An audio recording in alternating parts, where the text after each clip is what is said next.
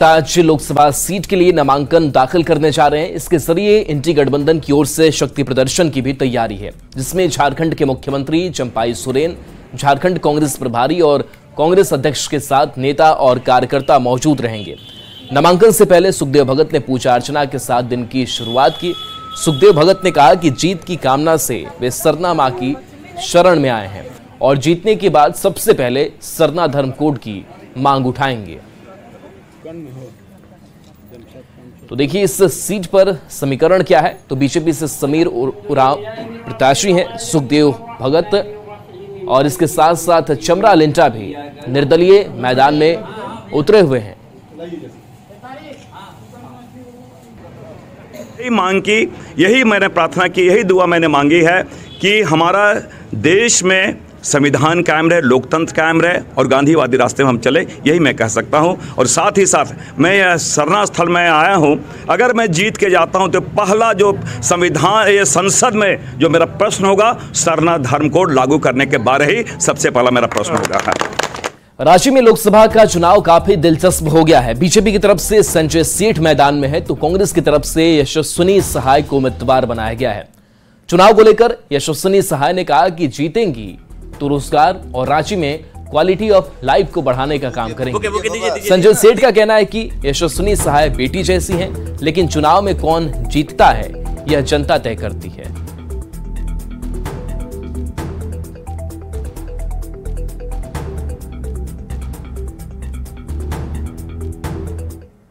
देखिए, मुझे वो टैकल करने की ज़रूरत ही नहीं है। मुझे लोगों की आवाज़ों को बुलंद करना है, और जहाँ लोगों की आवाज़ों की बात आती है मैं वहाँ खड़ी रहूँगी। लोगों के मुद्दों की बात आती है मैं वहाँ खड़ी रहूँगी।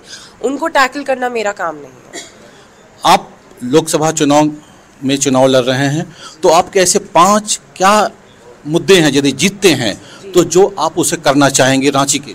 देखिए, 5 मुद्दे तो ये आप मुझे कह रहे हैं, बट मैं आपको बता दूँ कि जो मेरा विजन है वो है बेरोजगारी पर काम करना, जो हो सके मुझसे उस पर काम करना, महिलाओं पर काम करना, युवाओं पर काम करना, रांची की क्वालिटी ऑफ लाइफ बढ़ाना, स्टैंडर्ड ऑफ लिविंग को कैसे आप इम्प्रूव करेंगे ताकि यहाँ पर लोगों के पास जॉब्स हो, लोगों को यहाँ से बाहर ना जाना पड़े। देश की बेटी है क्या है? देश की बेटी है, चुनाव है भाई, चुनाव में कोई भी आता है क्या है?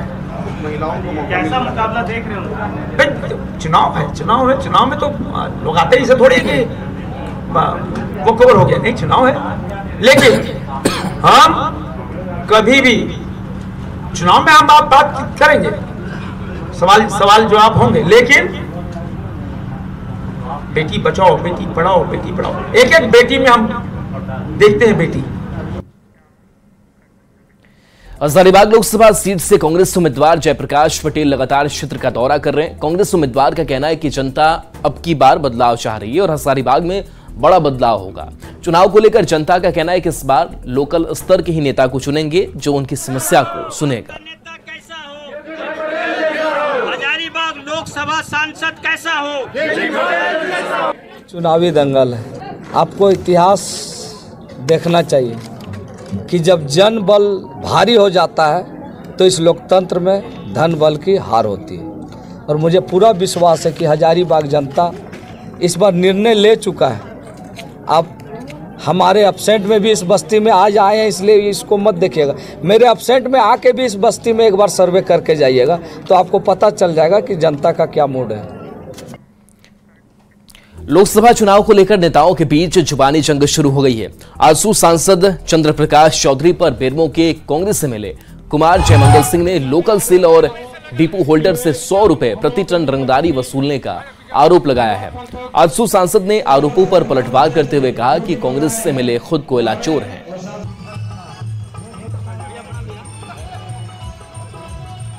और 5 साल में जिस तरीके से चंद्र प्रकाश चौधरी ने यहाँ के व्यापारियों के लिए एक आतंक बनने का काम किया है। आप कोई भी माइंस में चले जाइए जहाँ पे लोकल सेल चलता है, जिस तरीके से ढुल्लू मातो जी का आतंक बागबारा में एरिया 1 से एरिया 5 तक है, उसी तरह चंद्र प्रकाश चौधरी जी भी यहाँ पे प्रति ट्रक सेल कमेटी से 100 रुपया वसूलने का काम करते हैं। ये मैं नहीं बोलूंगा, आप ट्रक ओनरों से पूछ लीजिएगा, ये मैं नहीं बोलूंगा, डीओ होल्डर से पूछ लीजिएगा। जब से आप गिरिडीह के सांसद बने तो बेरमो में जो रैक है और जो डीओ होल्डर उससे आप पैसा ले रहे हैं। दूसरे पर आरोप लगाते हैं। जवाब देंगे। लोकसभा चुनाव में वोटिंग प्रतिशत को बढ़ाने को लेकर निर्वाचन आयोग कई अभियान चला रहा है। मुख्य चुनाव पदाधिकारी ने कहा है कि इस बार चुनाव में सभी पोलिंग बूथ को मॉडल के रूप में विकसित किया गया है। वोटर को अपने बूथ की जानकारी लेने और वोट करने के लिए भी प्रेरित किया जा रहा है। हाउसिंग सोसाइटी के साथ लगातार मीटिंग चल रही है।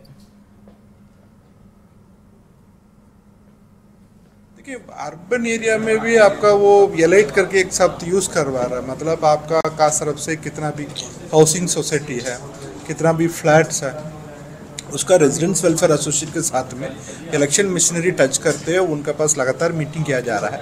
इसमें उनका रेजिडेंट वेलफेयर एसोसिएशन आप सामने आके अपने हाउसिंग सोसाइटी में कितना वोटर है, सब रजिस्टर्ड है, वो भी सेल्फ सर्टिफाई करवा रहा है, मेरा सब रजिस्टर्ड हो गया। तो उसमें ये भी प्रमोट किया जा रहा है उनका वोटिंग देने में बूथ आने के लिए।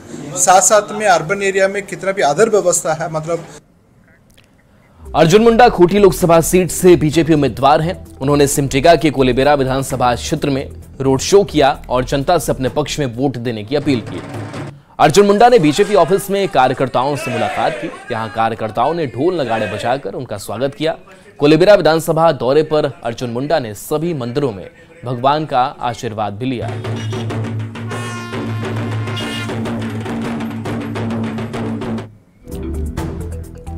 जमीन घोटाले में ईडी की ओर से कार्रवाई के साथ आरोपियों से पूछताछ का सिलसिला जारी है। इसमें नए खुलासे भी हो रहे हैं। जमीन घोटाले में शामिल 5 आरोपियों को ईडी रिमांड पर लेकर पूछताछ कर रही है।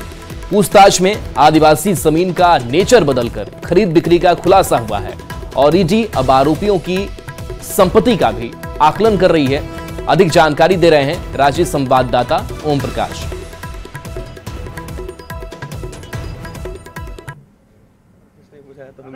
जमीन घोटाले से जुड़े मामले को लेकर ईडी लगातार पूछताछ कर रही है। इसी फहरिस्त में ईडी ने पिछले दिनों 4 आरोपियों को गिरफ्तार किया था, जिन्हें रिमांड पर लेकर पूछताछ का सिलसिला अब भी जारी है। बता दें कि आज जो है ईडी के दफ्तर में 5 लोगों से जो रिमांड में है वो पूछताछ की जा रही है, जिसमें जेएमएम नेता अंतु तिर्की के साथ साथ जो अफसर अली रिम्स के पूर्व रेडियोलॉजिस्ट हैं उनसे भी पूछताछ की जा रही है। तो साथ ही प्रियरंजन सहाय, विपिन सिंह और इनके साथ ही अगर बात की जाए तो इरशाद अंसारी से भी पूछताछ जो है ईडी दफ्तर में की जा रही है। ईडी ने इन सभी को पूर्व में गिरफ्तार किया है और इन सभी से फिलहाल रिमांड में पूछताछ जो है इस वक्त ईडी की टीम जो है वो कर रही है। पूछताछ में कई अहम जानकारियां अब तक सामने आई है। बता दें कि रिम्स के पीछे एक भूखंड की जानकारी जो है वो ईडी को मिली है कि उसका नेचर बदलकर उसकी भी खरीद बिक्री जो है वो इनके द्वारा की जा रही थी। वहीं दूसरी तरफ जो जानकारी सामने आई है, न सिर्फ वो भूखंड बल्कि कई भूखंडों का नेचर इनके द्वारा चेंज किया गया है। जो आदिवासी लैंड है उन्हें गैर आदिवासी बनाकर उनकी खरीद बिक्री की गई है। तो फिलहाल ईडी की टीम इनके द्वारा अर्जित की गई संपत्ति और इनके जो ट्रांजैक्शन हिस्ट्री है उसे खंगाल रही है। तो वहीं पूछताछ में कई अहम राज जो हैं वो धीरे धीरे छनकर सामने आ रहे हैं। जानकारी के अनुसार इस मामले में और भी लोगों के नाम जो है वो आने वाले दिनों में सामने आ सकते हैं, जिन पर आने वाले दिनों में ईडी बड़ी कार्रवाई कर सकती है।